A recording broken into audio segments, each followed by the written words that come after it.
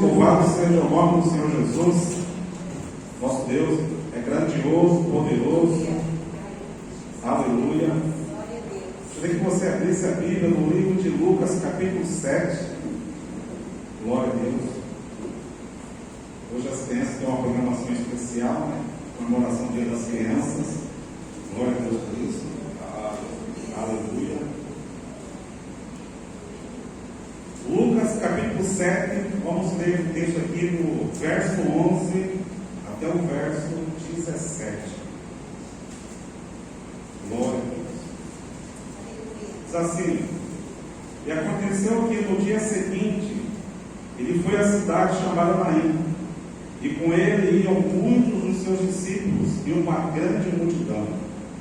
E quando chegou perto da porta da cidade, eis que levavam um defunto, filho único de sua mãe, que era viúva, e com ela ia uma grande multidão da cidade. E vendo-a, o Senhor moveu-se de íntima compaixão por ela e disse-lhe: não chores. E chegando-se, tocou o esquife, e os que o levavam pararam, e disse: jovem, a ti te digo, levanta-te. E o que fora defunto assentou-se e começou a falar. E entregou a sua mãe. E de todos se apoderou o temor, e glorificavam a Deus, dizendo: um grande profeta se levantou entre nós, e Deus visitou o seu povo, e correu dele esta fama por toda a Judéia e por toda a terra circunvizinha. Amém? Pai, muito obrigado, te louvamos para esta noite. O Senhor possa ministrar em nossos corações a tua bendita e poderosa palavra, Senhor. O Senhor possa, Pai, trabalhar a nossa fé, a nossa confiança, Senhor. Que o teu Espírito Santo ministre, Pai, o mais profundo do nosso coração, Pai. Que o teu nome seja engrandecido, louvado, exaltado, glorificado. Pai, nós oramos agradecidos em nome de Jesus. Amém. Glória a Deus, irmãos. Temos aqui um texto que vai falar sobre a ressurreição desse jovem. É a primeira ressurreição que é relatada aqui no Novo Testamento. E Jesus ressuscitou 3 pessoas. Foi esse jovem aqui, a Lázaro, e também aquela moça que tinha 12 anos, que foi também ressuscitada pelo Senhor Jesus. Nós temos aqui essa primeira ressurreição. Se fosse colocar um título na mensagem, seria: Jesus, aquele que muda as circunstâncias. Jesus, aquele que muda as circunstâncias. Nós vamos ver aqui no decorrer do texto algo tremendo, poderoso da parte do Senhor Jesus. O Senhor Jesus, onde ele chega, ele faz milagres, transforma as circunstâncias e traz alegria. Ele é aquele, irmãos, que nós precisamos da nossa vida a cada dia, para que possamos perseverar neste mundo tenebroso, com fé, confiança no Senhor, andando, acreditando que Ele também pode mudar a minha circunstância, mudar a sua circunstância para melhor, né? Tirando a tristeza, tirando tudo aquilo que é de nós, no nosso coração, e colocar, implantar a alegria, a paz, aquilo que nós precisamos para viver neste mundo terrível. Então o Senhor Jesus é aquele que pode mudar a nossa circunstância, a sua circunstância. Não importa em que circunstância eu esteja ou você esteja no momento, não importa. O que importa é que quando Jesus chega, Ele pode fazer a diferença na minha vida, Ele pode fazer a diferença na sua vida. Isso que importa, quando Ele está presente, Ele pode mudar a sua circunstância para melhor. Nós temos aqui nesse texto algumas lições, né? Nós vemos aqui que o Senhor Jesus sai lá de Cafarnaum, né? Quando ele chega daí, encontra esse velório aqui, indo para o enterro, né? Ele ressuscita esse jovem, o nome do Senhor glorificado. Esse texto aqui é conhecido, mas eu gostaria de pontuar algumas coisas que nós podemos aprender nesse texto. A primeira coisa que nós podemos aprender é que não há coincidência. Tudo que acontece na hora de Deus. Deus está no controle. Quando nós olhamos aqui o verso 11, assim: aconteceu que no dia seguinte ele foi à cidade chamada Naim, e com ele iam muitos dos seus discípulos e uma grande multidão. Nós vemos aqui que que não foi uma coincidência, foi cristocidência. Quando fala que aconteceu que no dia seguinte, ou seja, ele estava em Cafarnaum. Cafarnaum ficava mais ao norte, e Naim ficava mais ao sul, a sudoeste de Nazaré, onde Jesus cresceu. Ficava uma distância de mais ou menos 50 quilômetros, e Jesus saiu daquele lugar e foi a pé com seus discípulos e uma grande multidão, acompanhando Jesus, e ele seguiu para esta cidade. Esta é a única vez que aparece o nome desta cidade na Bíblia, e não aparece mais. Essa é a única vez, a cidade chamada Naim. Ela ficou registrada na história desse evangelista Lucas, porque só ele relatou esse milagre. E nós vemos aqui, irmãos, que será que foi uma coincidência? Jesus saiu de lá e ele andou 50 quilômetros mais ou menos, e aí ele se deparou com um velório. Será que foi uma coincidência? Nós podemos perceber, irmãos, que para Deus não existe coincidência. Tudo que acontece na minha vida e na sua vida não é uma simples coincidência do acaso. Foi por acaso o que aconteceu. Não, tudo está no controle de Deus, porque nós podemos perceber, irmãos, que 50 quilômetros a pé, você tem que parar para descansar, você tem que parar para comer, você tem que parar para dormir, ou seja, não é uma caminhada rápida, é uma caminhada distante, então não seria assim fácil chegar. Então, como é que poderia prever que Jesus, saindo de Cafarnaum, e chegaria em Naim no momento do velório, que estará saindo da cidade para enterrar aquele morto? Quem poderia prever? Será que foi uma coincidência? Não. Não existe coincidência, porque Jesus, o Senhor nosso Deus, Ele é aquele, irmão, que está no controle, Ele domina, Ele sabe, Ele é presciente das coisas. Então tudo que acontece na nossa vida também, hoje, não é uma simples coincidência. Saiba que Deus está olhando para mim e para você, e Ele sabe o momento certo, a hora certa, de que eu e você precisamos dele. Ele sabe o momento de agir. Ele não vai agir nem adiantado nem atrasado, ele vai agir na hora certa. Então não existe coincidência. Não foi coincidência Jesus andar 50 quilômetros e chegar naquele lugar naquela hora, não. Porque Deus, Ele sabe todas as coisas nos mínimos detalhes. Então não foi coincidência.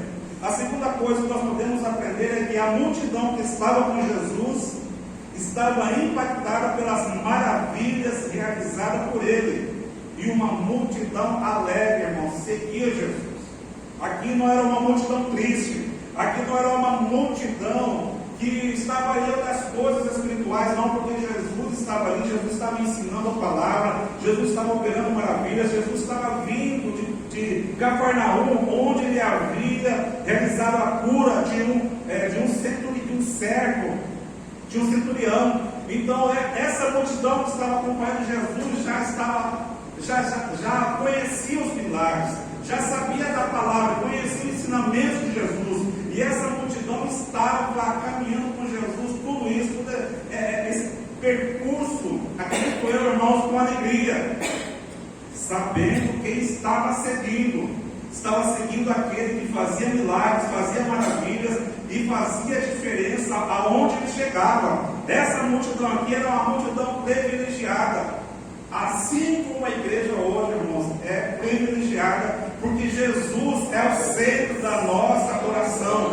Jesus é o centro do nosso culto, nós servimos e seguimos Jesus, aleluia, nós somos servos do nosso grande Deus e poderoso Deus, e nós somos salvos e resgatados pelo Senhor Jesus. Nós sabemos quem seguimos, nós seguimos aquele que nos salvou, nos resgatou do poder das trevas, do pecado, e nos transportou para o reino do seu Filho. Então essa multidão é privilegiada, nós somos privilegiados, a igreja é privilegiada, todos aqueles que seguem a Jesus são pessoas privilegiadas, amém? Não porque vai ver algum milagre, mas porque o maior milagre da salvação é realizado em cada coração, em cada vida. Esse é o maior milagre na vida de um ser humano, a salvação, aleluia. Então nós vemos aqui esta multidão, uma multidão que estava com Jesus, mas uma multidão cheia de alegria, cheia de esperança, estava avivada, estava alegre, contente, descendente estava seguindo a Jesus. Aleluia. E nós vemos que uma das coisas principais, irmãos, da nossa vida em servir a Jesus é essa alegria. Nós vemos um versículo muito conhecido de Neemias 8:10, quando lá no início diz assim: não vos entristeçais, porque a alegria do Senhor é a nossa força. A alegria do Senhor deve ser a minha força e a sua força. Por quê? Porque nesta caminhada cristã nós vamos deparar com momentos difíceis, com momentos de tribulação, com momentos de dor, com momentos de choro, com momentos, irmãos, de decepção. Mas a alegria do Senhor que vem do próprio Deus para o nosso coração é que dá essa alegria de servir, de seguir ao Senhor a cada dia. Vamos passar por alguns perrengues, vamos. Mas a alegria do Senhor, ela está em cada coração. O coração daqueles que seguem ao Senhor. Lá em Salmos, capítulo 16, vamos ler assim. Salmos 16, verso 8 e 9. Diz assim: tenho posto o Senhor continuamente diante de mim, por isso que Ele está na minha mão direita, nunca vacilarei. Portanto, está alegre o meu coração, e se regozija a minha glória. Também a minha carne repousará segura.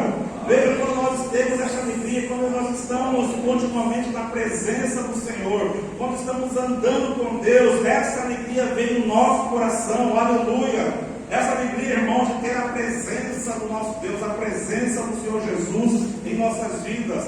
O livro de Salmo, aqui mesmo, no capítulo 28, no verso 7, diz assim: o Senhor é a minha força e o meu escudo. Ele confiou o meu coração, nele confiou o meu coração e fui socorrido. Assim o meu coração salta de alegria ou de prazer, e com o meu canto o louvarei. Aleluia. O Senhor é a minha força, o Senhor é a sua força, aleluia. É o nosso escudo, a nossa proteção do nosso dia a dia. Que o nosso coração possa confiar no Senhor constantemente.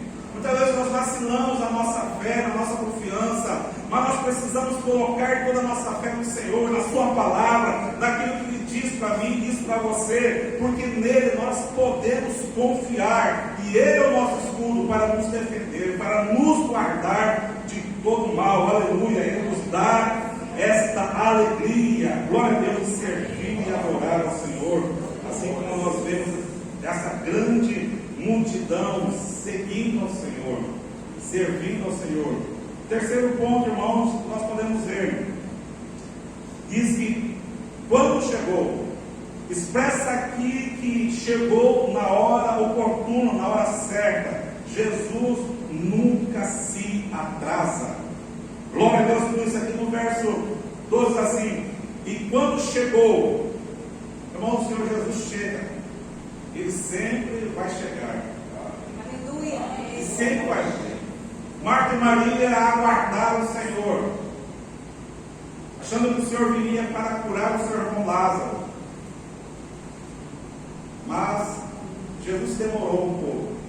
Lázaro morreu, houve o velório, houve enterro. Depois que enterraram Lázaro, Jesus chegou.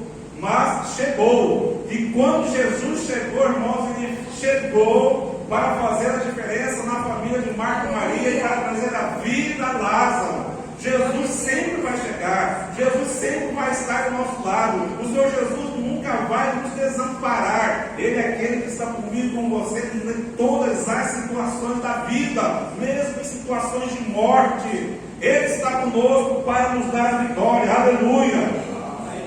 Ele é aquele que está conosco para nos dar a vitória. Então Jesus chegou naquele lugar.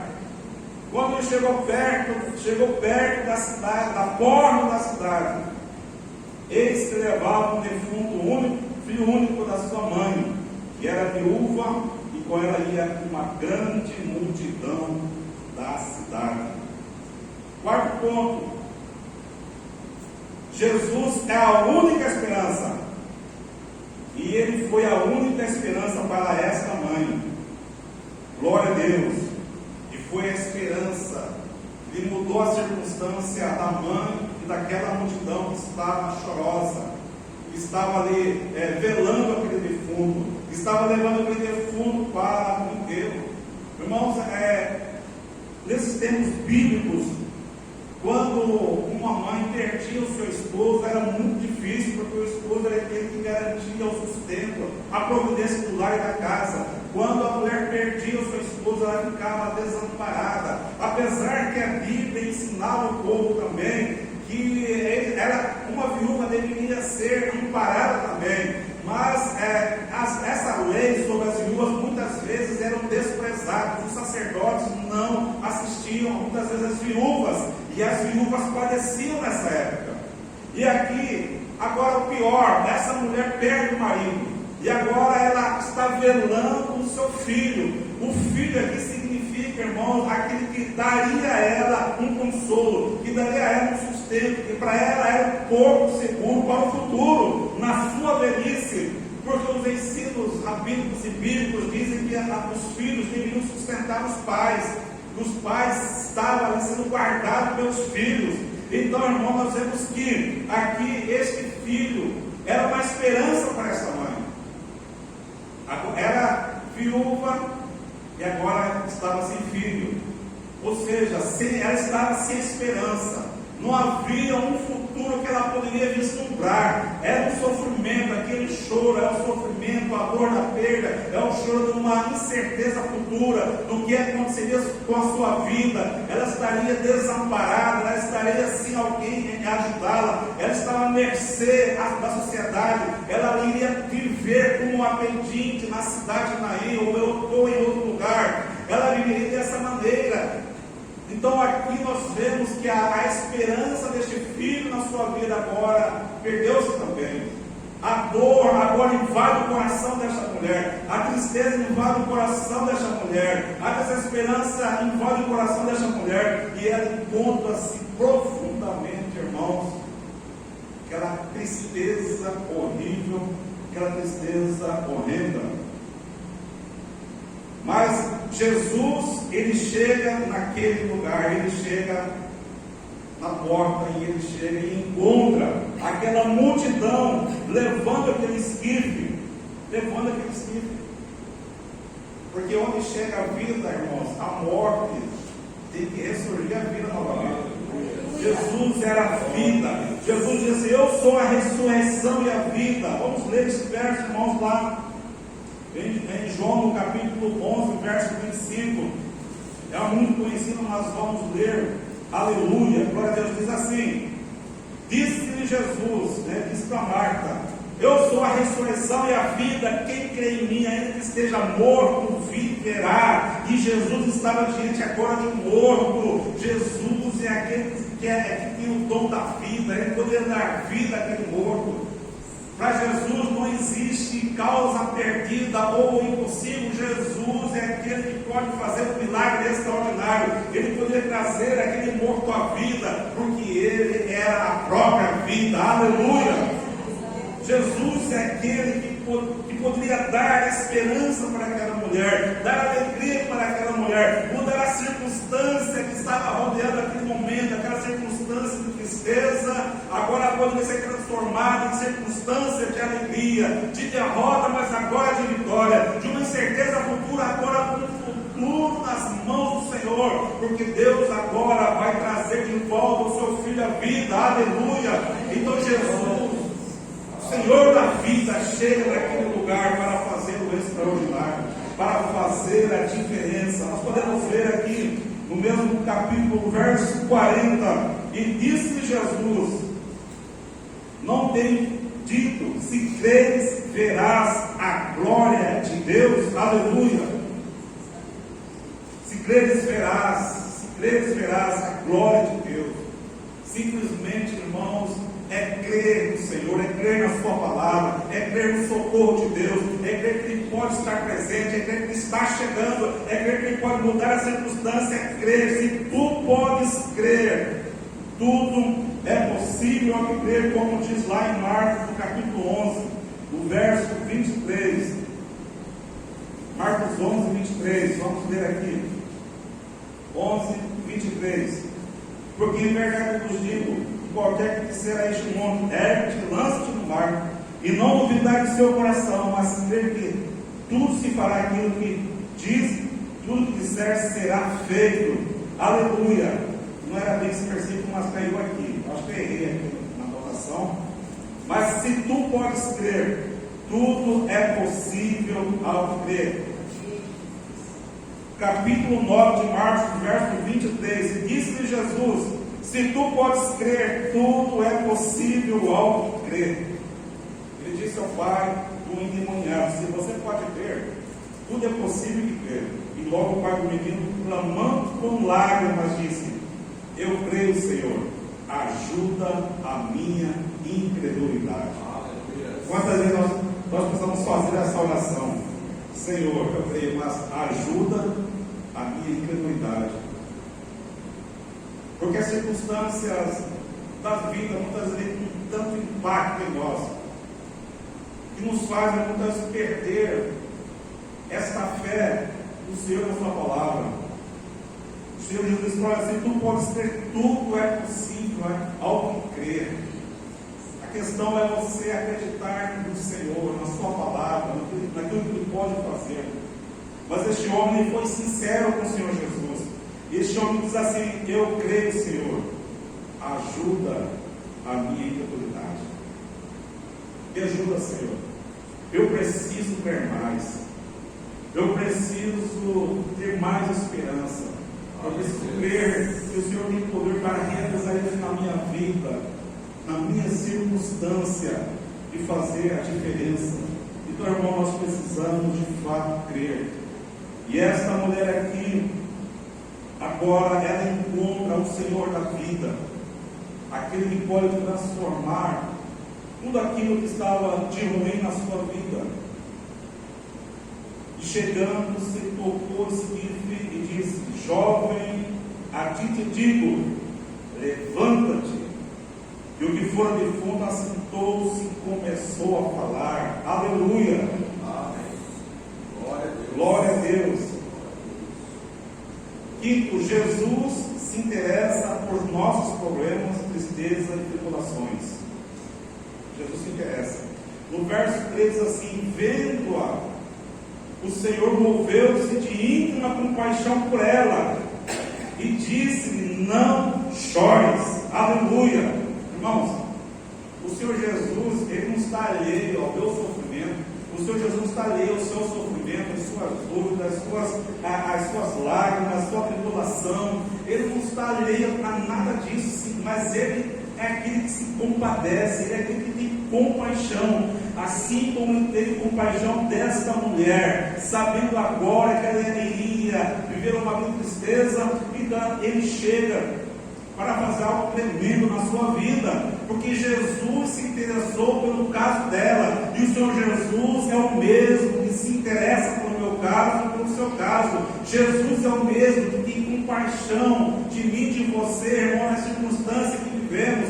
Muitas vezes nós não entendemos a circunstância pelo qual passamos, que você passa. Nós não entendemos por que aconteceu isso, nós não sabemos o porquê que eu quebrei a minha perna, ou por que eu fui acidentado. Não entendo muitas vezes, mas o Senhor se interessa, irmãos, por cada uma das nossas necessidades. O Senhor se interessa, irmãos, pela nossa dor, pelo nosso choro, pelo nosso sofrimento, pela nossa tristeza, pela nossa tribulação. O Senhor se interessa, aleluia, e Ele está aqui neste lugar para chegar de fato na nossa vida, para mudar as circunstâncias que nos rodeiam, para nos dar alegria, nos dar vitória, nos dar nova esperança, renovar a nossa fé, renovar a nossa confiança, para que possamos vislumbrar um futuro no Senhor, mas um futuro, irmãos, de alegria, de paz, um futuro em que nós podemos assegurar que nós estamos firmes no Senhor, que nada pode abalar a nossa fé, que nada pode abalar a nossa confiança, que nada vem nos preocupar, porque a nossa confiança está em Deus, no Senhor, a rocha eterna. Aleluia! Aleluia! Senhor Jesus, Ele se interessa pelos nossos poderes, porque Ele teve íntima compaixão, se moveu por dentro. olhando para aquela mulher, e ele é aquele que podia fazer algo. Glória a Deus, ele podia fazer a diferença. Ele diz àquela mulher: não chores, não chores. Naquele momento parece uma contradição, uma mulher indo enterrar o seu filho, cheio de tristeza e dor, mas ela ouve algo completamente ao contrário daquilo que ela estava vivendo no momento. O Senhor Jesus chega nela e diz: não chores. Mas só Jesus pode chegar para mim, para você, e dizer: não chores. Quantas vezes nós precisamos ouvir essa voz de Jesus: não chores. Porque muitas vezes, irmãos, a dor vem, a luta vem, os problemas vêm, né? As incertezas vêm, a desesperança vem, mas nós precisamos ouvir de Jesus: não chores, meu filho, não chores, minha filha. Esta voz me consola, esta voz, irmãos, que levanta, esta voz que é o nosso encontro para nos colocar no caminho certo, numa decisão certa, para nos colocar na presença de Deus, para nos colocar, irmãos, numa vida na presença de Deus. E Ele está dizendo, a sua voz que ecoa pelos séculos dos séculos, dizendo para mim e para você: não chores. Aleluia. Eu sou a sua esperança. Eu sou aquele que pode transformar a circunstância que você está vivendo. Eu sou aquele que posso dar vida ao que está morto. Eu sou aquele que posso trazer a alegria e não a tristeza. Aleluia. O Senhor Jesus é tremendo, poderoso. O nosso Deus que servimos e adoramos, Ele é o Deus sobrenatural, e Ele pode fazer algo por mim e por você. Aleluia. E Ele já fez muita coisa. E por você, Ele quer fazer muito mais. Não chores. Não chores. Ele é aquele que enxuga todas as nossas lágrimas.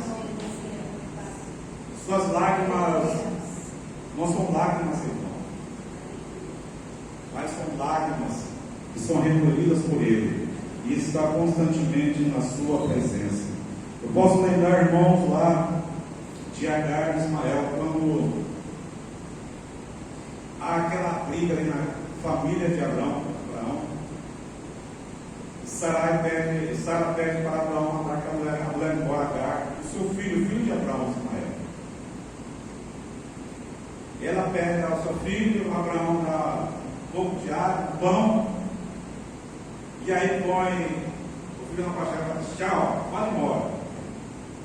Ela, naquele momento, recebe a sua liberdade como ela estava, e ela está caminhando para o deserto. E no deserto, quando ela viu que acabou a água, não havia água, não havia pão, havia somente o deserto, o sol. A Bíblia diz que ela coloca o seu filho num tiro de flecha, está longe, porque ela não queria ver Ismael morrendo. Mas aí então, irmão, naquele momento de choro, quando ela chora, derrama aquelas lágrimas, então aparece o anjo do Senhor.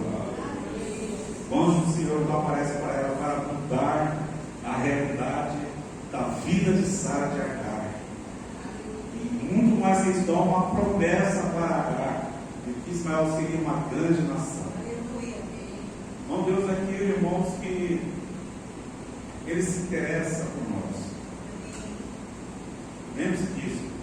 Nós precisamos lembrar disso, que se interessa por mim, se interessa por você. Não importa a circunstância, Ele está comigo e com você. Ele é a nossa força, Ele é a nossa alegria, Ele é a nossa paz. Ele é tudo aquilo que nós precisamos para a nossa vida. Aleluia. Sexto, uma palavra de autoridade de ouvida.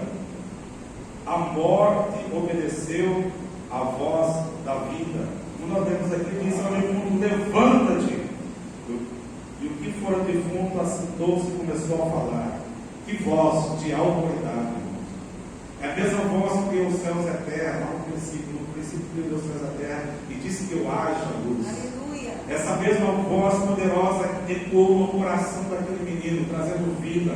Aquele que estava morto, agora ele se assenta. A morte passou.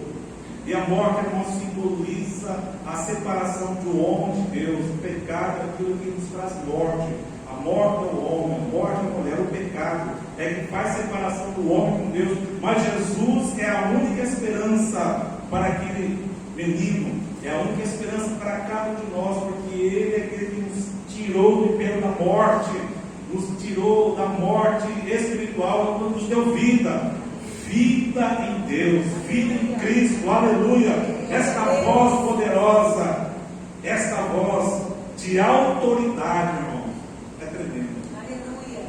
Nós vemos que em Ezequiel, no capítulo 37, né, quando o Senhor, o nosso Deus, leva o profeta Ezequiel lá no vale de ossos secos e diz assim: olha, profetiza esses ossos. Quando Ezequiel começa a profetizar aquele grande cemitério de ossos, então começou a aparecer carne, a aparecer pele, nervo, tudo. Quando ele profetiza de novo, sopra o Espírito de Deus naqueles ossos e levanta-se uma grande multidão de exército. Esta é a voz profética do Senhor, irmãos. E você pode ser também essa voz profética neste tempo. Você pode ser a voz profética da sua casa. Você pode ser a voz profética da sua empresa. Você pode ser a voz profética desta cidade, do seu bairro, deste país. Você pode ser a voz profética de Deus. Tal autoridade, aleluia! Essa autoridade do Senhor Jesus. Ele disse a esse menino: levante. Esta voz de autoridade, ela alcança a minha vida e a sua vida hoje também. Então, irmãos, abra o seu coração. Deixa que esta voz venha sobre a sua vida. Aleluia. 7. Mudou a realidade de tristeza para alegria e louvor a Deus. O verso 16 diz assim: e de todos se apoderou do temor e glorificavam a Deus, dizendo: um grande profeta se levantou entre nós, e Deus visitou o seu povo. Aleluia! Glória a Deus. Agora, irmão, depois do milagre realizado, depois de Jesus mudar a circunstância naquele momento, então aquela grande multidão glorificava a Deus naquele lugar. Então, irmãos, aconteceu um avivamento naquele lugar, aconteceu um grande culto ao Senhor. O povo estava alegre, o povo estava glorificando a Deus. Aleluia, irmãos. E isso é o que Deus quer fazer. Deus quer trazer alegria, Deus quer trazer renovo, Deus quer trazer avivamento. Deus quer que nós glorifiquemos o seu grande e poderoso nome. Aleluia. Ele é aquele que pode fazer isso por nós, por nossa vida, de transformar, de trazer a vida, de trazer a alegria, de trazer a paz que nós precisamos e que nós almejamos. Todos glorificavam ao Senhor. Aleluia. Que coisa extraordinária.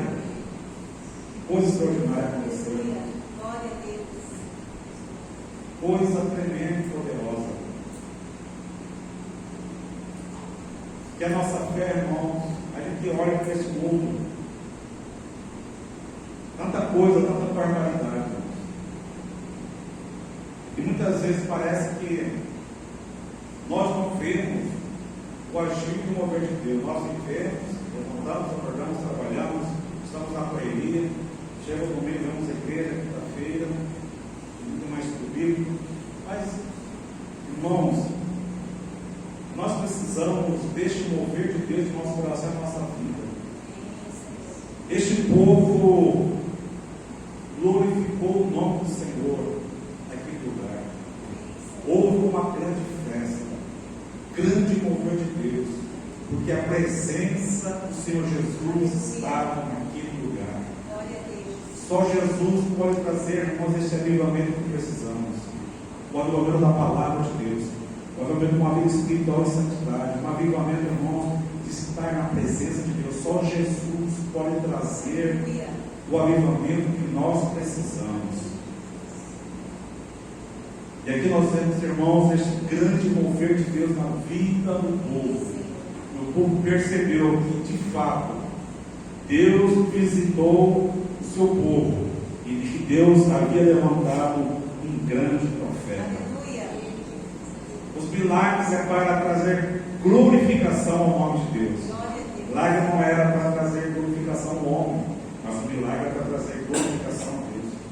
Então, irmãos, que nós possamos deixar que esta ação poderosa, que esta voz poderosa, que esta voz de autoridade possa mudar a nossa circunstância, possa transformar a nossa circunstância, que nós possamos conseguir vislumbrar aquilo que Deus tem para mim e para você nessa terra.